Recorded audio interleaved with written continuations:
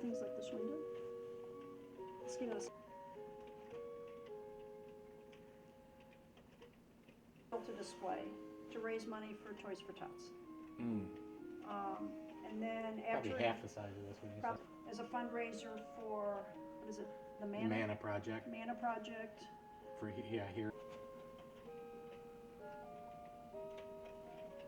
Our little guys here. Light. Record anything right now as far as sound?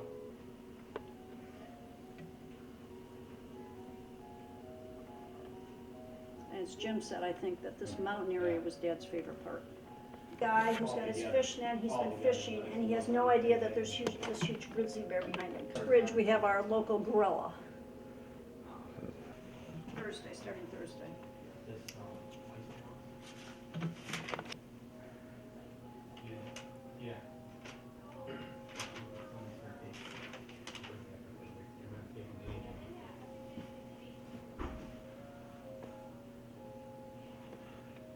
I mean, we're standing here in front of this.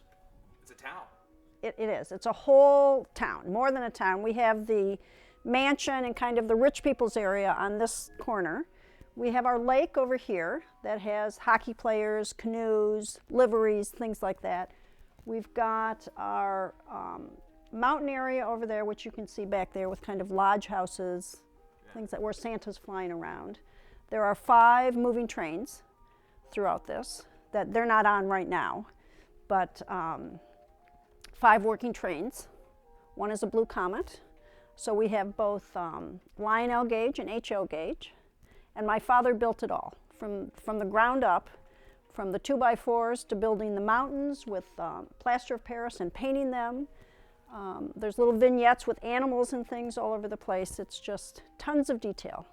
What makes this collection more unique than any other that can be found around the country?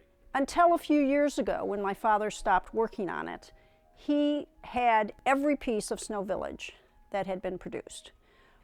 Buildings, accessories, everything, which made it very interesting, and which made it very large.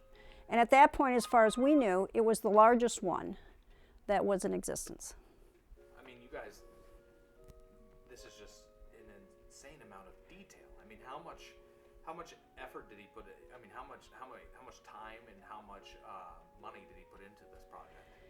We figure that the investment he made in this project was probably about $350,000. We would love to sell it as a whole. We're not asking for that much. You know, we're asking people to make us an offer. We'd love to see it stay intact someplace as his legacy, if that would be possible. He spent several years building it down here. In fact, he added this 4,000 square foot addition on the house for this purpose. There's 2,000 square feet in this room, and then there's a great room upstairs above it. But it was added for the sole purpose of housing his Snow Village collection and model. This was that important to him. Yes, it was. Yes, it was. He was a very detail-oriented person, as you can see. He was the brightest man I've ever met. He had a great sense of humor and was obviously very disciplined in doing things.